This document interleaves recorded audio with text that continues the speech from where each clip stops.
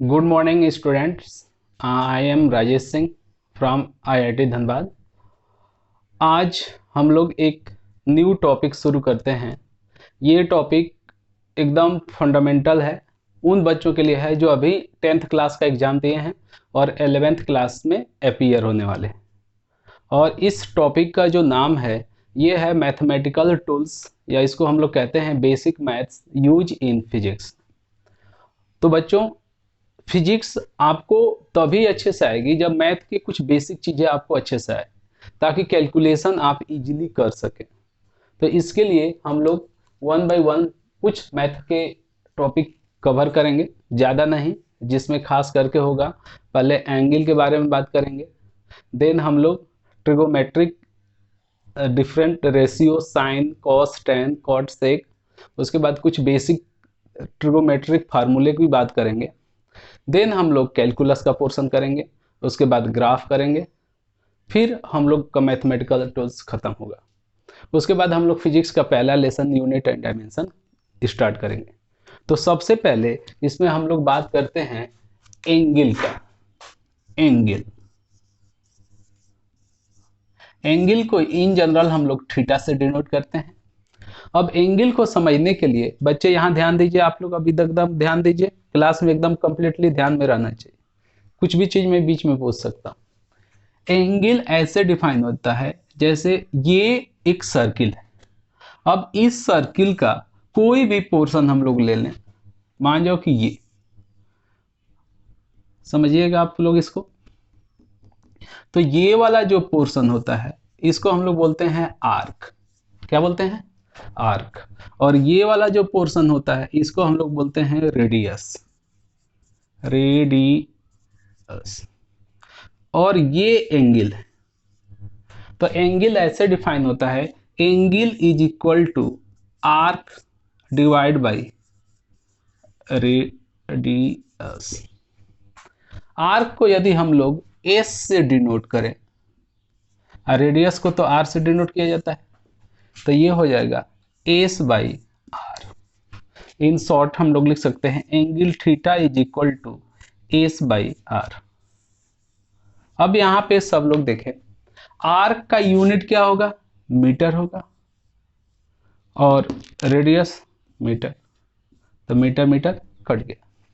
अब यहां पे यदि हम लोग बात करें unit of angle,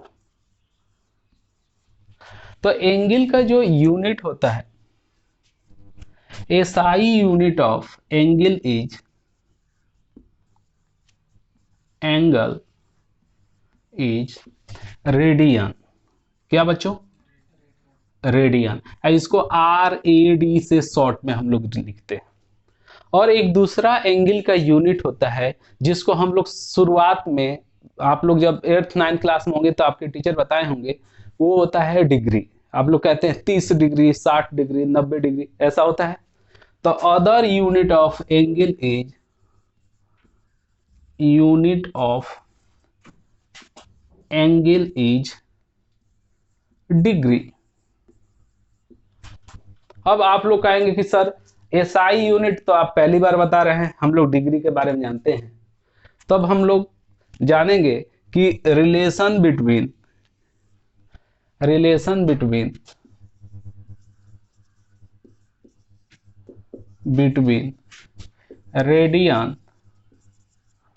and degree. तो relation between radian and degree की बात करेंगे। तो देखो बच्चों, बहुत इजी है। अच्छा ये बताओ कि ये पूरा एक सर्किल है, और इस सर्किल को यदि हम लोग 4 इक्वल पार्ट में डिवाइड कर दें, तो ये बताओ, ये एंगल तुम लोग पहले से जानते हो, इस एंगल को कितना कहते हो? राइट एंगल, 90 डिग्री, हाँ या ना?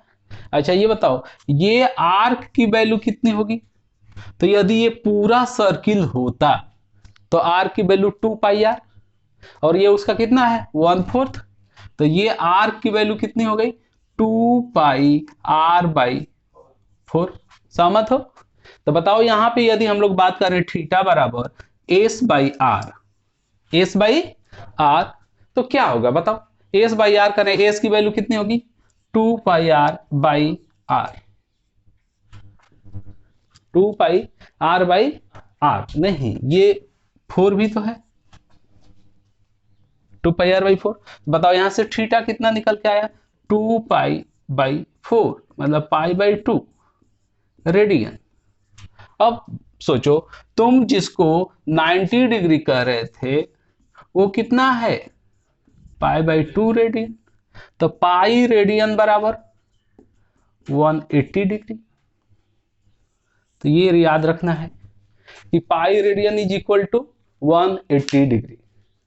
अब हम एक बात चाहेंगे कि इस बात को हमेशा ध्यान रखो, जब तक आप 10th क्लास तक थे, 10th क्लास तक डिग्री एंगल को जब डिग्री में आप रखते थे तो आपका काम चल जाता था, लेकिन अब जैसे आगे बढ़ेंगे तो एसआई यूनिट आपको यूज करना नेसेसरी हो जाएगा, और एंगल का जो यूनिट होगा हर जगह किस में लेके चलना होगा आपको, रेडियन में।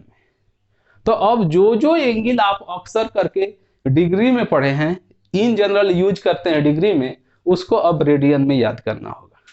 तो खास करके कौन कौन एंगल आप यूज करते हैं, 0 डिग्री, 30 डिग्री, 45 डिग्री, 60 डिग्री, 90, 120, 135, हाँ जिसको आप 30 कहते हो, 45 डिग्री, 60 डिग्री, 90 डिग्री।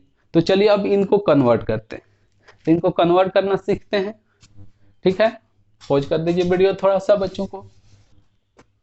तो चलो बच्चों, हाउ टू कन्वर्ट वर्ड है ना angle in radian if it is in degree. देखिए जैसा हम लोग अभी देखे कि 180 डिग्री इज इक्विवेलेंट टू कितना पाई रेडियन, तो 1 degree is equivalent to pi by 180 radian, ऐसे है ना। तो x degree is equal to pi by 180 into X radian. इसका मतलब जब भी एंगल आपको डिग्री में दिया जाए तो उसमें पाई बाई 180 से मल्टीप्लाई कर दोगे तो वो किस में बदल जाएगा, रेडियन में। अब इसके एग्जांपल्स देखते हैं, जैसे सबसे इंपॉर्टेंट, सबसे पहला बात हम लोग बात करें 0 डिग्री, 0, तो it is equivalent to 0 into pi by 180 radian, तो ये भी कितना आ गया 0 रेडियन। तो 0 डिग्री हो या 0 रेडियन सेम है। दूसरी बात करते हैं हम लोग का फेमस 30 डिग्री, कितना, अब 30 डिग्री को बदलना है तो क्या करेंगे 30 इंटू पाई बाई 180, तो एक 0 से एक कटा, तो ये कितना आ गया पाई बाई 6 रेडियन। समझ पा रहे हैं इस बात को। चलिए आप लोग बताइए 45 डिग्री, तो क्या करेंगे 45 इंटू पाई बाई 180, तो कितना हो जाएगा 4 टाइम्स, तो पाई बाई 4 रेडियन। गुड। चलिए और हम लोग क्या यूज करते हैं बच्चों 60 डिग्री, बताओ 60 डिग्री के लिए क्या करेंगे 60 डिग्री इंटू पाई बाई 180, कितना आया पाई बाई 3 रेडियन।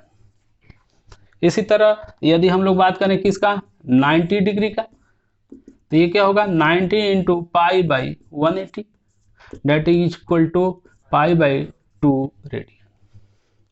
इसके अलावा भी बहुत सारे एग्जाम्पल हैं, तो एक बार इसको हम रिपीट करते हैं। जब भी हम लोगों को एंगल डिग्री में दिया होगा और उसको रेडियन में कन्वर्ट करना होगा तो क्या करना है, उसमें हम लोग उसमें पाई से मल्टीप्लाई करेंगे और 180 से डिवाइड करेंगे, तो वो किस में कन्वर्ट हो जाएगा रेडियन। जैसे मान जाओ हम लोग को बोला जाए 45 डिग्री, तो 45 डिग्री को रेडियन बदलना है तो 45 into pi by 180, that is pi by 4। अब एक इंपॉर्टेंट बात देखो बच्चों, अब बच्चों को ये लगता है कि अच्छा सर हम तो ये तो जान गए फार्मूला कि हमको पाई से मल्टीप्लाई करना है, 180 से डिवाइड करना है। और बच्चे ये गलती कर बैठते हैं। वो गलती क्या करते हैं कि वो इसको याद ही नहीं करते। अब जब भी क्वेश्चन आता है तो वो लोग अब लगते हैं दिमाग लगा के कन्वर्ट करने। नहीं, आप लोग को इसको डायरेक्ट याद करना है कि दिमाग में ये सेट हो जाए। और इसके लिए 2-3 बार आप रिवीजन कर लेंगे तो ये अपने आप याद हो जाएगा। इसके अलावे और भी हम लोग को एंगल याद करना है, 120 degree, 135 degree, 150 degree and then 180 degree. तो ये बात ध्यान रहे। तो आप लोग का अब होमवर्क क्या है कि आपको कन्वर्ट करना है 120 डिग्री, 135 डिग्री, 150 डिग्री, 180 डिग्री और इसको याद कर रखना है। तो चलिए अब इतना चीज। अब नेक्स्ट, तो चलो बच्चों अब इसी में एक अगला टॉपिक है बेसिक इंट्रोडक्शन टू ट्रिग्नोमेट्रिक, है ना। अब इसके लिए सबसे पहले हम लोग कुछ बेसिक बात को समझते हैं। किसी भी राइट एंगल ट्रायंगल के अंदर, किसी भी राइट एंगल ट्रायंगल के अंदर यदि हम लोग इसको थीटा एज्यूम करें, ये एंगल होगा 90 डिग्री। तो जो थीटा के सामने होगा उसको हम लोग कहते हैं परपेंडिकुलर, और जो थीटा के साथ लगा होगा उसको बेस, और जो ये बड़ा वाला होगा उसको हाइपोटेनियस। अब इन साइड का जो रेशियो होता है उसको हम लोग इस थीटा के टर्म्स में लिखते हैं। जैसे हम लोग साइन रेशियो, साइन रेशियो तो ये होता है परपेंडिकुलर बाई हाइपोटेनियस, और इसको थीटा के टर्म्स में ऐसे लिखते हैं साइन, और ये angle theta is equal to perpendicular by hypotenuse.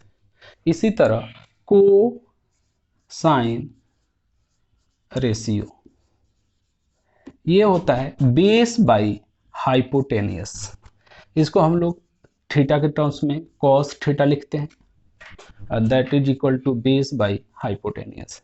इसी तरह tangent ratio, tangent ratio that is perpendicular by base, इसको हम लोग लिखते हैं tan थीटा, ये हो जाएगा परपेंडिकुलर बाई बेस। तो ये आप लोगों को याद रखना है, sine theta, cos theta, tan theta. अब साथ में एक दूसरा पाइथागोरस थ्योरम, पाइथागोरस थ्योरम। तो पाइथागोरस थ्योरम क्या होता है, परपेंडिकुलर का स्क्वायर प्लस बेस का square is equal to hypotenuse का स्क्वायर। याद है पाइथागोरस थ्योरम 9th क्लास में बताया गया होगा। तो ये है परपेंडिकुलर का स्क्वायर प्लस बेस का square that is equal to hypotenuse का स्क्वायर। तो पहले इतनी बात को आपको 4 बेसिक फार्मूले एकदम याद होने चाहिए। जो साइन थीटा होता है ये 2 साइड का रेशियो होता है। कौन कौन साइड होती है, perpendicular by hypotenuse. Cosine ratio की बात करें हम तब द बेस बाई हाइपोटेनियस, इसको लिखते कैसे हम लोग cos theta base by hypotenuse. इसी तरह टेंजेंट रेशियो की बात करें हम लोग तो इसको क्या लिखते हैं tan थीटा। तो इसका क्या हो जाएगा, अच्छा आगे चल के हम बताएंगे कि साइन थीटा का जो रिवर्स होता है उसको कोसाइन कोसेक बोलते हैं, कॉस का जो रिवर्स होता है सीक होता है, और tan का रिवर्स कॉट होता है। तो अभी हम लोग इन्हीं की बात करेंगे। अब यदि हम लोग बात करें आगे देखें, है ना, तो यहाँ पे एक नया फार्मूला हम लोग देखने की कोशिश करते हैं। वो फार्मूला ये है कि यदि इस पूरे में हम लोग एच स्क्वायर से डिवाइड कर दें, पूरे में किससे डिवाइड कर दें, तो एच स्क्वायर से डिवाइड करेंगे तो क्या आएगा बच्चों, P square by H square B square by H square equal to 1। अच्छा ये देखा जाए तो वास्तव में ये है क्या, परपेंडिकुलर बाई हाइपोटेनियस का स्क्वायर। अब परपेंडिकुलर बाई हाइपोटेनियस स्क्वायर मतलब साइन स्क्वायर, तो इसको हम लोग लिख सकते हैं साइन स्क्वायर थीटा प्लस, अच्छा ये बताओ वो क्या है, बेस बाई हाइपोटेनियस का स्क्वायर। अब बेस बाई हाइपोटेनियस का स्क्वायर कॉस थीटा, तो इसको हम लोग क्या लिख सकते हैं cos square theta that is equal to 1। ये मोस्ट इंपॉर्टेंट फॉर्मूला आप लोग को हमेशा यूज आएगा। ठीक है, इतनी बात समझ में आ गई। तो सबसे पहले त्रिकोणमिति की जो सबसे बेसिक चीज है वो है कि किसी भी राइट एंगल ट्रायंगल के अंदर थीटा के सामने हम लोग साइड को परपेंडिकुलर मानते हैं जो थीटा से लगा हुआ बेस, और ये हाइपोटेनस सबसे बड़ी साइड होती है। अब यदि हम लोग साइड के रेशियो को देखें तो परपेंडिकुलर बाई हाइपोटेनियस की रेशियो को साइन रेशियो कहा जाता है। एंगल के टर्म्स में इसको साइन थीटा कहते हैं, P बाई H। गुड। चलिए, cosine ratio base by hypotenuse, और tangent ratio perpendicular by base. और जो बेसिक फार्मूला होता है पाइथागोरस थ्योरम का, परपेंडिकुलर का स्क्वायर प्लस बेस का स्क्वायर इक्वल टू हाइपोटेनियस का स्क्वायर। अब इसके अंदर यदि हम लोग h स्क्वायर से डिवाइड कर दें पूरे इक्वेशन में, तो perpendicular square by h square plus base square by h square equal to इतना, ये हो जाएगा sine square cos square equal to 1। अब इसके अंदर यदि हम लोग h स्क्वायर के बजाय किसी b स्क्वायर से या p स्क्वायर से डिवाइड कर दें तो क्या होगा, उसको आगे देखते हैं। तो पहले इतना आप लोग नोट कर लीजिए। ठीक है, इतना नोट करिए, पॉज कर दीजिए। चलो बच्चों, जैसा मैंने पहले बताया था कि इस साइन का जो 1 साइन होता है या साइन का जो रिवर्स होता है वो कोसेक होता है। तो cosec theta is equal to hypotenuse by perpendicular. इसी तरह कॉस का जो 1 होता है that is the sec theta. तो sec theta can be written as hypotenuse by base. इसी तरह tan थीटा का यदि रिवर्स की बात किया जाए तो वो होगा cot थीटा, और that is equal to base by perpendicular. अब फिर से हम लोग आते हैं पाइथागोरस थ्योरम के ऊपर, और इस बार हम लोग डिवाइड करेंगे पूरे इक्वेशन में बी स्क्वायर से, बेस के स्क्वायर से। तो देखिए क्या होता है, यदि बेस के स्क्वायर से डिवाइड करेंगे तो क्या होगा, यहाँ परपेंडिकुलर का स्क्वायर बाई बेस का स्क्वायर प्लस बेस का स्क्वायर बाई बेस का square is equal to hypotenuse का स्क्वायर बाई बेस का स्क्वायर। अच्छा, perpendicular by base, perpendicular by base tan theta, तो ये हो जाएगा हम लोग का tan स्क्वायर थीटा, ये 1 हो जाएगा। अच्छा, हाइपोटेनियस बाई बेस क्या होता है, hypotenuse by base, hypotenuse by base sec theta, तो ये हो जाएगा आपका सेक स्क्वायर थीटा।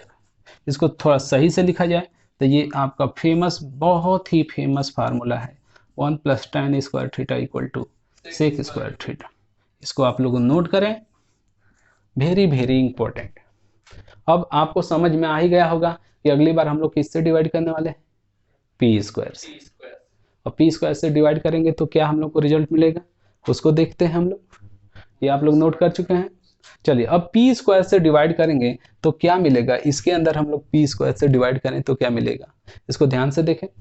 तो जब इसमें पी स्क्वायर से डिवाइड करेंगे तो मिलेगा P square by P square plus base का square by P square is equal to hypotenuse का स्क्वायर बाई, ये तो 1 हो गया। अच्छा, बेस बाई परपेंडिकुलर कॉट, तो ये हो गया cot square theta. Hypotenuse by perpendicular no, cosec theta, तो ये क्या हो जाएगा कोसेक स्क्वायर थीटा। तो फिर से अलग से एक आपको रिजल्ट मिला। तो हम लोग 3 फार्मूले पाए। पहला फार्मूला हम लिख देते हैं, यहाँ पे लिख देते हैं। पहला है sine square theta plus cos square theta equal to 1। दूसरा formula 1 plus tan square theta is equal to sec square theta. और थर्ड नंबर है 1 plus cot square theta is equal to cosec square theta. तो आज एकदम हम basic बात किए trigonometric का, है ना, बेसिक, सबसे बेसिक पॉइंट हम लोग बात की। अब इतना बेसिक आज आप लोग इसको लिख लेंगे, नोट्स बना लेंगे और इसको याद कर लेंगे, तब हम फिर से ट्रिग्नोमेट्रिक के एक एक फार्मूलों को और आगे एक्सप्लेन करेंगे जो फिजिक्स में नेसेसरी है। तो चलो बच्चों, थैंक यू, आज यहीं तक, ठीक है।